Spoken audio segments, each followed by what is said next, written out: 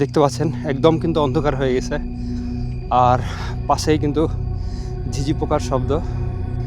যদিও বা রাতের বেলা একটু হাঁটা বিপজ্জনক, আমি টর্চ লাইট সাথে করে নিয়ে আসছিলাম। অবস্থা খুবই খারাপ।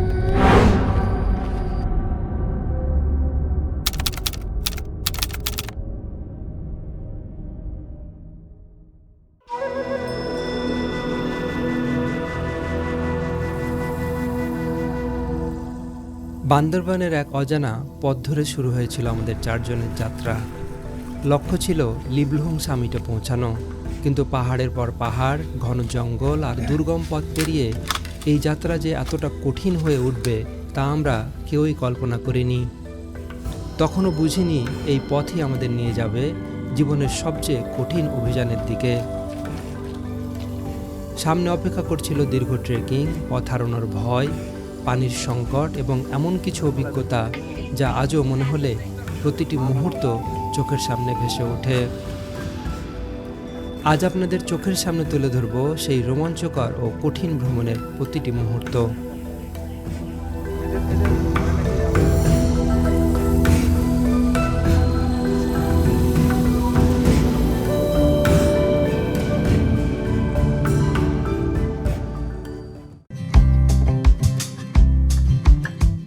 ঢাকা থেকে যাত্রা শুরু আলীকদমের উদ্দেশ্যে।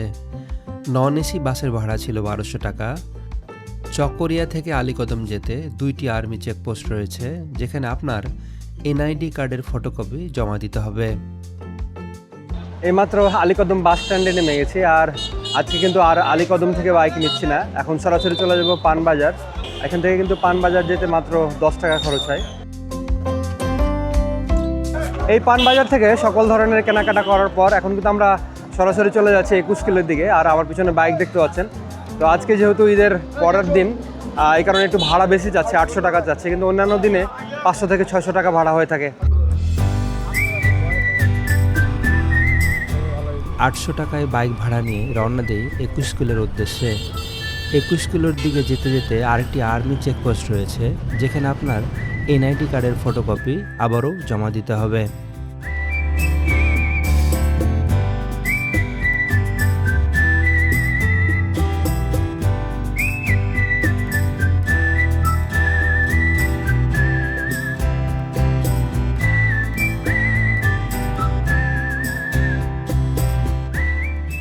তো অবশেষে আমরা প্রায় 30 মিনিট পর এই ডিম পাহাড়ের ঠিক শেষের মাথায় চলে আসছি, মানে যেদিক দিয়ে তিনদুর রাস্তা শুরু হয়, আর এদিকে কিন্তু ত্রিস্তংয়ের রাস্তা চলে গেছে।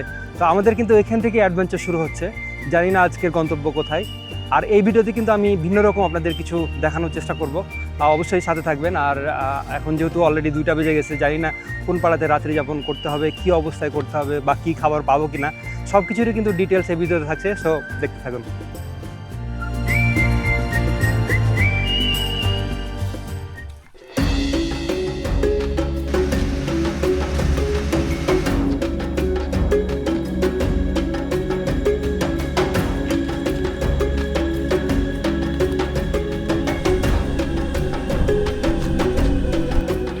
পাহাড়ে সবচাইতে যে জিনিসটা গুরুত্বপূর্ণ সেটা হচ্ছে পানি। মানে যদি উইদাউট ওয়াটার আপনারা ট্রাভেল করেন তাহলে একদম মারা যাবেন এই পাহাড়ে, কারণ এখন যেহেতু মোটামুটি গরম পড়ছে আর কি। তো আমরা সেই ভুলটাই করছি, মানে একেবারে অল্প একটা পানি নিয়েছি, কারণ তাড়াহুড়া করার সময় মানে এত তাড়াহুড়া করছি যে পানি নিতে একদম ভুলে গেছি। তো এই ত্রিস্তংয়ের যে রাস্তাটা, এই 21 কিলো থেকে শুরু করে ত্রিস্তংয়ের যে রাস্তাটা, এটা এতটাই দুর্গম বা পাহাড়গুলো এতটাই ভিন্ন আকৃতির যে এখানে কোনো ধরনের পানি পাওয়া যায় না। একদম আমাদের পানি খেতে পাবো প্রায় 6 থেকে 7 ঘন্টা পর খ্যামচাং পাড়া গিয়ে। তো এটা আমাদের জন্য একটা বড় চ্যালেঞ্জ। আমরা জানি না অ্যাকচুয়ালি যে এটা কমপ্লিট করতে পারবো কিনা। ভাই পারবেন? এই যে ভাই পানি তো এই 1 ফোঁটা পানি নেই আমাদের কাছে, এই পানি। তো আমরা খুবই মানে বোকামি একটা কাজ করছি, জানি না অ্যাকচুয়ালি আদৌ আমরা যেতে পারবো কিনা।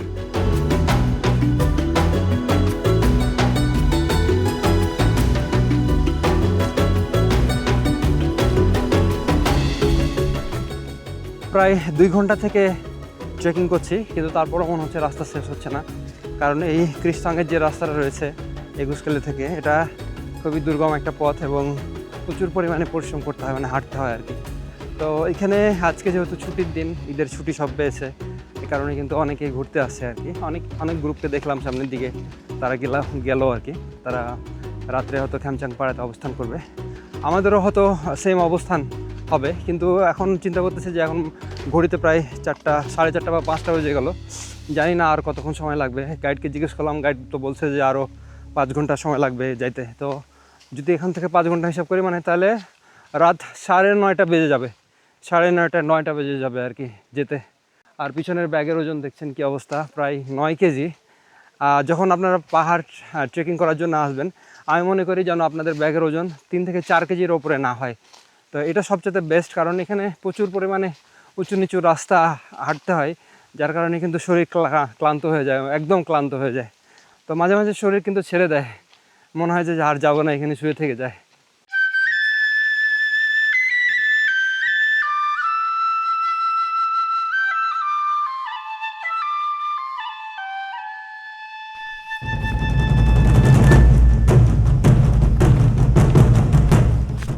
প্রায় কিন্তু সন্ধ্যা ঘনিয়ে আসতেছে।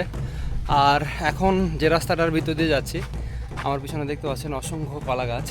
কিন্তু এই একমাত্র বাংলাদেশের কলা গাছ যেখানে কলার কোনো মূল্য নাই। মানে এর আগেও আমি দেখেছি এখানে কলা অসংখ্য মানে কেটে পড়ে থাকে। এই যে দেখুন কলা পড়ে আছে, আর এই যে এখানে কলা পড়েই থাকে। যখনই আসি দেখি যে এখানে কলা পড়ে আছে, কেউ খায় না, কেউ ধরেও না। কিন্তু ভালো কলা যদি হতো তাহলে অবশ্যই খাইতো আর কি।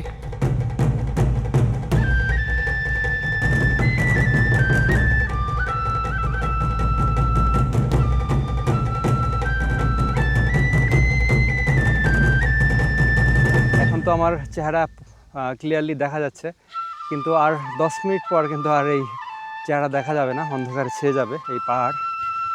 তো আমার কাছে টর্চ লাইট আছে যদিও বা যাওয়ার জন্য, সেটা জেলে আমরা খ্যামচাং পাড়াতে পৌঁছে যাব। তারপরে যেহেতু তো খাওয়া দাওয়া হয় নাই,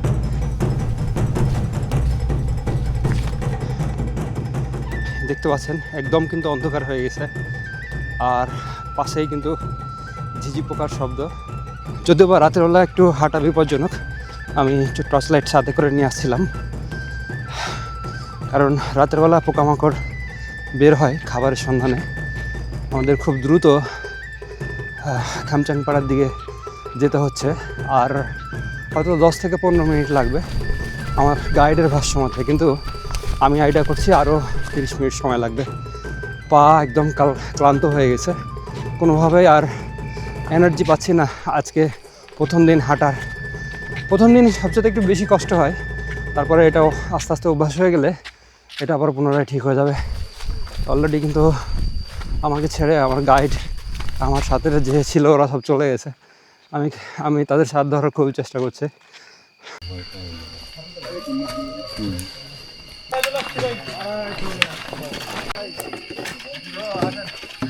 অবশেষে আমরা সেই খ্যামচাং পাড়াতে চলে আসছি।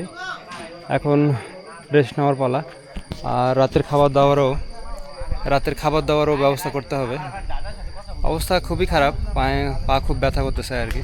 এখন রেস্ট নিলে হয়তো ঠিক হয়ে যেতে পারে আল্লাহর রহমতে। তৌফিক ভাই রান্না বান্না শুরু করছে আমাদের। এখন আমরা হালকা একটু নুডলস খাবো, তারপরে ভাত রান্না করে আলু ভর্তা, ভাত, ডাল যেহেতু আনি নাই, ডাল খেতে পারবো না আর কি। এইভাবে আজকে রাতটা পার করতে হবে।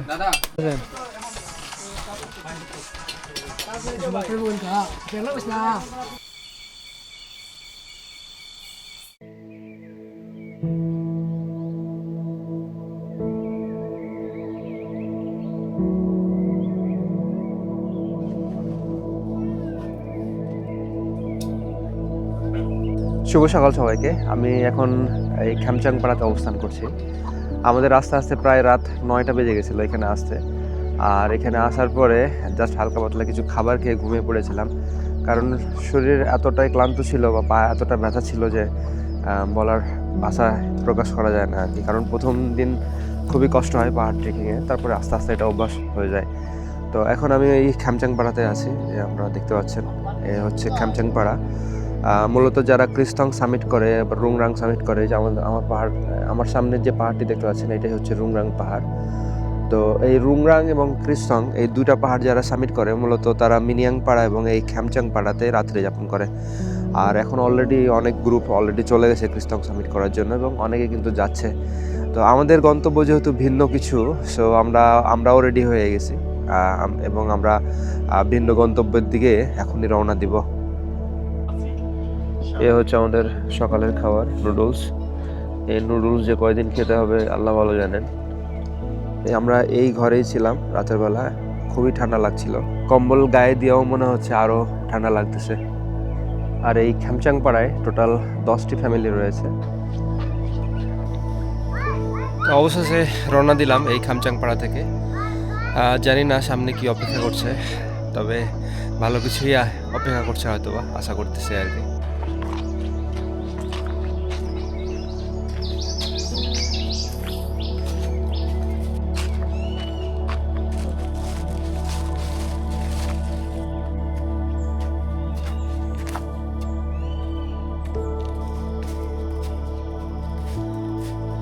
জাস্ট দেখুন, আমরা কিন্তু রুংরাং পাহাড়ের সমপর্যায়ে চলে আসছি। প্রথমে বুঝতে পারছিলাম না এত কষ্ট কেন লাগছে এত ভারী ব্যাগ নিয়ে। আমাদের গাইড কিন্তু অলরেডি সামনে চলে গেছে, কিন্তু আমার জন্য এই খাড়া পাহাড় উঠতে অনেক কষ্ট হয়ে যাচ্ছে। বিশাল বড় গাছ কেটে ফেলছে অলরেডি। এই গাছ দিয়েই কিন্তু তারা ঘর বাড়ি বানাচ্ছে নতুন। গাছের ব্যাসার্ধটা এতটাই বড় যে একটা গাছে একটা বাড়ি হয়ে যাবে। পাহাড়ের এই নির্জন পথে প্রতিটি মুহূর্তই এক নতুন আবিষ্কার। প্রকৃতির টানেই আমরা এগিয়ে চলেছি আরও গভীরের দিকে। জানি না সামনে আমাদের জন্য কি অপেক্ষা করছে। এই ক্রিস্তং যাওয়ার পথে এই একমাত্র জায়গা যেখানে মোবাইল নেটওয়ার্ক পায়, মানে ঠিক পাহাড়ের চূড়াতে আর কি। আর এখানে সবাই কিন্তু মোবাইল অন করে পরিবারের সাথে কথা বলে। তো আমিও একটু পরিবারের সাথে কথা বলে নিলাম, কারণ এই পাহাড়ের ভিতরে কোনোভাবেই নেটওয়ার্ক পায় না। তো এখানে গ্রামীণ নেটওয়ার্ক মোটামুটি পায়, রবি পায়, আর টেলিটক সবচেয়ে ভালো পায় আর কি। আবারও কিছুক্ষণ রেস্ট নেওয়ার পর সামনের দিকে হাঁটা শুরু করেছি। আর আমাদের গন্তব্য নতুন একটি পাহাড় সামিট করা।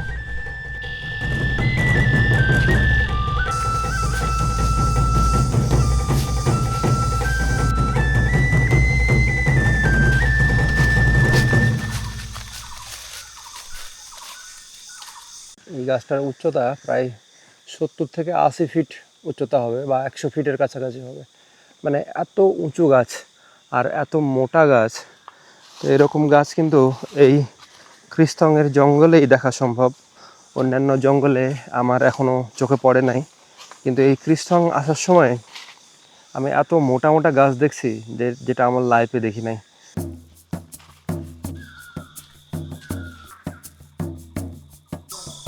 আমরা এখান থেকে কিন্তু ভাগ হয়ে যাচ্ছি। এই সাইডে যদি যাওয়া যায় তাহলে একদম ক্রিস্তংয়ের চূড়া, আর আমাদের পাহাড়টা হচ্ছে এদিকে। তো আমরা এখন ডান দিকে চলে যাচ্ছি। আর সামনে আরও এখান থেকে আমার গাইডের ভাষ্যমতে 2 ঘন্টা হাঁটলে একটা পাড়া পাবো। তারপরে আমাদের সেই লিবলহং যে মাউন্টেন আছে সেটা আমরা সামিট করব।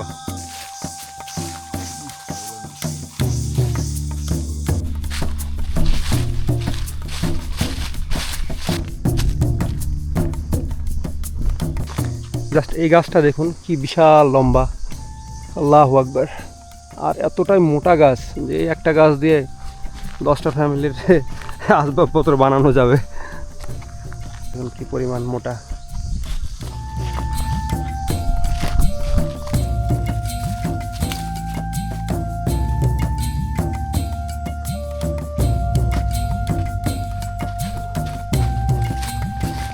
একদম ডিপ জঙ্গলের ভিতরে ঢুকে গেছি, দেখতে পাচ্ছেন আমার সামনে।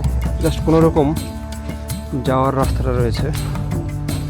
আর এইভাবেই কিন্তু আমাদের প্রায় 1 থেকে 1.5 ঘন্টা পথ চলতে হবে।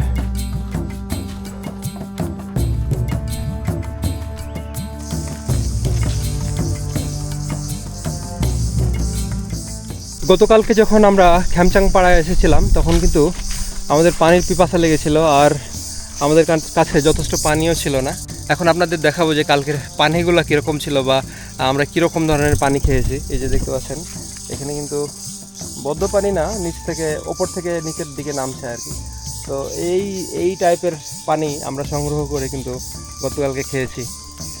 যদিও বা একটু খারাপ লাগছিল খেতে, কিন্তু জীবন বাঁচানো ফরজ। এই পাহাড়ের ভিতরে পানি পাওয়া খুব মুশকিল ব্যাপার। তো আমরা প্রায় 3 ঘন্টা যাবৎ ট্রেকিং করছি, এখন পর্যন্ত কোনো পানির সন্ধান পাই নাই। আমাদের কাছে যতগুলো পানি ছিল সব পানি কিন্তু শেষ হয়ে গেছে, আর এখন একমাত্র ভরসা হচ্ছে যে এই পানি। তো পানি দেখলে খেতে ইচ্ছে করবে না, তারপরও একটু সামনের দিক থেকে যদি আর একটু পরিষ্কার পাই তাহলে হয়তো খেতে পারবো। এই যে আমরা খেজুর নিয়ে আসছিলাম,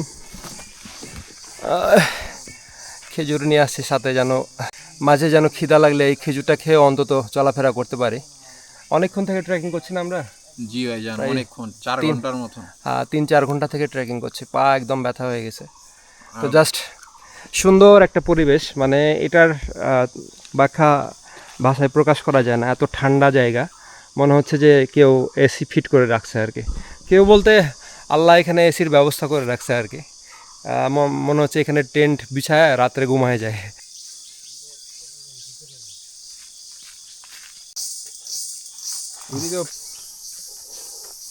এতক্ষণ দেখলাম জঙ্গল, এবং যার ভিতরে অনেক গাছ টাছ ছিল, আবার কলার গাছও ছিল।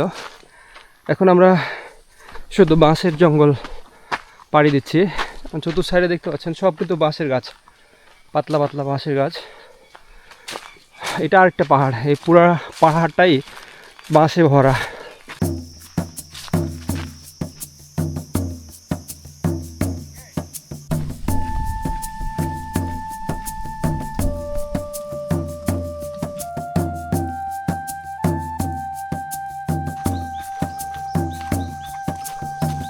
অবশেষে একটা পাড়ার সন্ধান পেয়েছে। আমাদের কাছে পানি শেষ হয়ে গেছে, পিপাসা লাগছে অনেক। জানি না এই পাড়াতে পানি পাবো কিনা। পাড়া যেহেতু আছে, পানি অবশ্যই থাকবে। পানি খাওয়াটা খুবই জরুরি। আলহামদুলিল্লাহ একটা পাড়ার সন্ধান পেলাম। অনেকক্ষণ হাঁটতেছি, প্রায় 4 ঘন্টা বা 5 ঘন্টা হয়ে গেল হাঁটতেছি, পথই শেষ হচ্ছে না। জানি না এত ভিতরে আর কীভাবে জীবনযাপন করতেছে আর কি। তো সেটাই দেখার পালা, আপনাদেরকেও দেখাচ্ছি। আর কীভাবে এই জায়গায় আনছে আল্লাহ ভালো জানেন। আমার হয়তো মনে হয় যে পার্টস খুলে আনছে 10 জন 20 জনে, নাহলে এত দুর্গম পথে কোনোভাবে অন্য কিছু দিয়ে আনা সম্ভব না। রাস্তা চলে গেছে, জানি না কোন দিকে, হয়তো ভিতরে গেলে ওনাদের সাথে কথা বললে বুঝতে পারবো। এর ভিতরে এ হচ্ছে বসার জায়গা, শোয়ার জায়গা। এদের ঘরটা আর একটু ভালো মানের। অনেক ক্লান্ত শরীর, এই পানি পেয়েছি অনেকক্ষণ পর, এবং এটা অনেক ঠান্ডা পানি।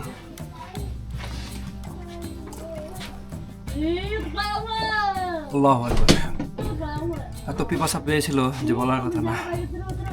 পানি খাচ্ছি তো মনে হচ্ছে যে সব কষ্ট দূর হয়ে গেল। পানি আল্লাহ কীভাবে সৃষ্টি করছেন। পানি একটা মানুষ দেহের জন্য কতটা গুরুত্বপূর্ণ, এটা পাহাড়ে না আসলে রিয়েলাইজ করা সম্ভব না। তো আমরা এখন থংওয়ে পাড়াতে আছি, আর আমাদের কাছে যেহেতু পানি শেষ হয়ে গেছিলো, তো পাহাড়ে যখন আপনারা আসবেন তখন অবশ্যই আপনাদের কাছে বোতল থাকতে হবে, মানে 2 লিটার অথবা যদি আর একটু সম্ভব হয় বড় বোতল।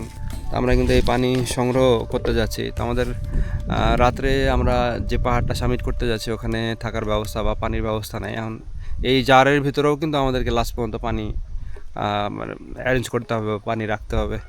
তো সামনের দিকেই যাচ্ছি, ঝিরিতে পানি দেখি পাওয়া যায় কিনা। তো এই হচ্ছে একটা ঝিরি, খুব ঠান্ডা জায়গা। তো এই হচ্ছে পানির ডিব্বা, আর এখান থেকে পানি সংগ্রহ করছি। এই পানি কিন্তু খেতে হবে, মানে এই পানি দিয়েই কাজ চালাতে হবে আজকে সারা রাত। তো আমরা এমন একটা জায়গায় থাকতে যাচ্ছি যেটা অ্যাকচুয়ালি কোনো নিরাপত্তা নাই। আমি জানি না আমাদের সাথে রাত্রে কি হতে চলেছে, তবে রাত্রে যে জায়গায় থাকবো কোনো নিরাপত্তা নাই, কোনো বাড়ি ঘর নাই, জাস্ট খালি শুধু একটা পাহাড়। তো আমি সাহস পাচ্ছি না, তারপরেও যেহেতু আমার সাথে বেশ কয়েকজন রয়েছে, এখন দেখা যাক কী অবস্থা কী হয়। তো আমরা বেশ কিছু পানি নিয়ে যাচ্ছি, খাবার পানি, রান্না করার পানি।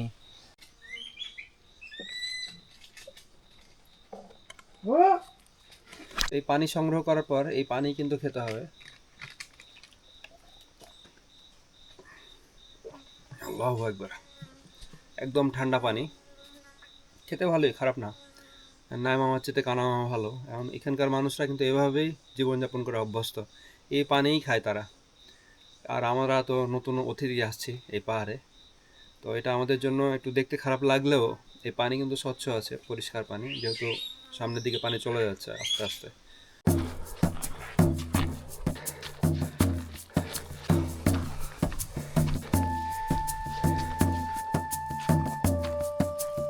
তো আমরা যে পাহাড়টি সামিট করতে যাচ্ছি এটার নাম হচ্ছে লিবলু। অনেক কষ্টের একটা মানে ট্রেক, উঁচা নিচা রাস্তা বলতে কি একটার পর একটা পাহাড় নিচে নামতে হচ্ছে, আবার একটা পাহাড় উপরে উঠতে হচ্ছে। আর এই রাস্তাটা অনেক দুর্গম। আমার গাইড বলছে যে উনি প্রায় 5-6 বছর আগে একবার আসছিল। এখন আদৌ অ্যাকচুয়ালি ওই পাহাড়ের মাথাতে নিয়ে যেতে পারবে কি না এটাই দেখার বিষয়। তবে এত বোঝা টোঝা নিয়ে খুবই অসুবিধা হচ্ছে। তবে আমরা চাচ্ছি ওখানে রাত্রে যাপন করতে। জানি না আজকে ভাগ্যে কী আছে, আল্লাহ ভরসা। সেই খ্যামচাং পাড়া থেকে হাঁটা শুরু করছি। মধ্যখানে যে পাড়াটিতে ছিলাম একটু রেস্ট নিলাম 1 ঘন্টা মতো, তারপরে কিন্তু আবারও যাত্রা শুরু করছি। তবে আমাদের হাতে কিন্তু যথেষ্ট পরিমাণ সময় নেই, এখন অলরেডি 4টা বাজে ঘড়িতে। গাইড বলছে তাদের 1.5 ঘন্টা, মানে আমাদের 3 ঘন্টা লাগবে পাহাড়টা সামিট করতে। তো এখন হাঁটার বিকল্প নাই, সামনের দিকে এগিয়ে যাচ্ছে। আমি একটু দুর্বল হয়ে পড়ছি, আমার সাথে যারা সঙ্গী ছিল ওরা অনেক দূর চলে গেছে। এটা তো দেখে আরও ভয়ানক রাস্তা। এই রাস্তা দেখে আমার মনে হয় না অনেকে যেতে চাইবেন, ভয়ঙ্কর রাস্তা। এমনিতে যাওয়ার কষ্ট, তার উপরে আবার এরকম মাঝে মাঝে বেড়া ডাঙ্গিতে হয়, কারণ এই সাইডের যে গরুগুলো রয়েছে এইদিকে যেন না আসতে পারে, এই কারণে তারা এই ব্যারিকেডের ব্যবস্থা করে রাখে। প্রায় 1 ঘন্টা হাঁটার পর এরকম একটা জুম ঘর পেয়েছি, যদিও বা এখানে কেউ নেই। তবে এই জুম ঘরটা অনেক ভালো লাগলো আমার কাছে, মানে অনেকক্ষণ শুয়েছিলাম, চতুর্দিক থেকে বাতাস আসছে আর কেউ নাই আশেপাশে। এখানে রাত্রে হয়তো থেকে যেতাম, কিন্তু পানির কোনো ব্যবস্থা নাই। যদিও আমাদের কাছে পানি আছে, যথেষ্ট পানি নিয়েছি খাবার। তারপরেও যেহেতু আমার যে পাহাড়টা আমরা সামিট করব সে পাহাড়টা খুবই কাছে, যার কারণে এখান থেকে বের হয়ে যাচ্ছি। আমরা এমন একটা জায়গায় আটকে গেছি যে আমাদের পথ মানে ভুল হয়ে গেছে। আমরা এতক্ষণ পর্যন্ত যে ট্রেকিং করছি এটা পুরা বিফলে যাবে মনে হচ্ছে, কারণ আমাদের যে গাইড উনি অ্যাকচুয়ালি সঠিকভাবে বুঝতেছে না আর কি। আরেকটা পাহাড়ে আমরা উঠে গেছি, এখন এই পাহাড় থেকে নেমে আরেকটা পাহাড় ক্রস করতে হবে। তো এরকম মারাত্মক ভুল এই পাহাড় ট্রেকিংয়ে পুরা ট্রেকিংটাকে বরবাদ করে দেয় আর কি। আরে মন মানসিকতা ভেঙে যায় আর কি। জানি না কী অবস্থা হয়েছে, শরীর যথেষ্ট পরিমাণে দুর্বল হয়ে গেছে, তারপরও এখন এক্সট্রা আরেকটা পাহাড় ক্রস করতে হবে। এটা আবার আল্লাহ ভালো জানে আজকে কী হবে কপালে। আজকে যেহেতু আর শরীরে কোনোভাবে কোলাচ্ছে না, তো আমরা একটা জুম ঘরে থেকে যাব। পাড়াতেও থাকতে পারতাম ইচ্ছা করলে, কিন্তু এখান থেকে পাড়া অনেক দূরে, যেহেতু আমরা এদিকে ভুল করে চলে আসছি, মানে পথ ভুল করে আর কি। তো এখন এখানেই থাকছি। আর এই যে রান্নাবান্না চলছে আল্লাহর রহমতে, আমি রান্নাবান্না করতেছি আর আমার সাথে তৌফিক ভাই আছে। এই জঙ্গলে কলার পাতা কাটতে গেছিলাম, এ দেখুন আমার শরীরে কী লেগে গেছে। আমি তো ভয় পেয়ে গেছি যে এগুলো মনে হয় পোকা টোকা লেগে গেলো কিনা। এই রান্নাবান্নার কাজ চলতেছে, রান্নাবান্না শেষ, ভাত শেষ হয়ে গেছে আল্লাহর রহমতে। পেঁয়াজ কাটছি, এই যে এখন মরিচ, এগুলো পাহাড়ি মরিচ, অনেক ঝাল, এগুলো দিয়ে ডিম ভাজি করবো, দিয়ে খেয়ে ফেলবো আল্লাহর রহমতে। এটাই রাতের খাবার, দুপুরেও ঠিক মতো খাই নাই, খুবই খিদা লাগছে। মানে এখন পাথর আইনে দিলেও হজম হয়ে যাবে আর কি। ঠিক আছে, এই হচ্ছে আমাদের রাতের খাবার। এই কলা পাতার উপরেই খাইতেছি, আলহামদুলিল্লাহ। অনেক কষ্ট করে রান্না করছে। তো পাহাড়ে জ্বালানির অভাব নাই, যদি আপনাদের কাছে খাবার জিনিসপত্র থাকে, পাতিল থাকে, তাহলে পাহাড়ে কিন্তু মানে লকড়ির অভাব নাই, এটা দিয়ে আপনারা রান্না করার ইচ্ছা মতন খাইতে পারবেন। তো খাওয়া দাওয়া শেষ করলাম আল্লাহর রহমতে, এখন ঘুমানোর পালা। শরীর খুবই ক্লান্ত, আজকে যথেষ্ট পরিশ্রম করছি, যেহেতু খ্যামচাং পাড়া থেকে রওনা দিয়েছিলাম। তো এখানে আস্তে আস্তে অনেক সময় লেগে গেছে, আর যেহেতু ভুল পথের যাত্রী আমরা, তো এই জুম ঘরেই থেকে যাচ্ছি রাত্রে। জানি না আল্লাহ ভাগ্যে কি লিখে রেখেছে, তবে ভালোই হবে ইনশাআল্লাহ। আশেপাশে কোনো মানুষজন নেই, কিছু নেই। তো আমরা এখন একটা তাঁবু টেঙে রাত্রে ঘুমায় পড়বো। তো দেখা হচ্ছে সকালে। রাতের সেই নির্জন জায়গায় আমাদের সঙ্গে ঠিক কী ঘটেছিল আর শেষ পর্যন্ত আমরা আমাদের গন্তব্যে পৌঁছাতে পেরেছিলাম কিনা সেটাই দেখাবো দ্বিতীয় পর্বে। দ্বিতীয় পর্ব দেখার আমন্ত্রণ জানিয়ে শেষ করছি প্রথম পর্ব। সবাই ভালো থাকবেন, সুস্থ থাকবেন। আল্লাহ হাফেজ।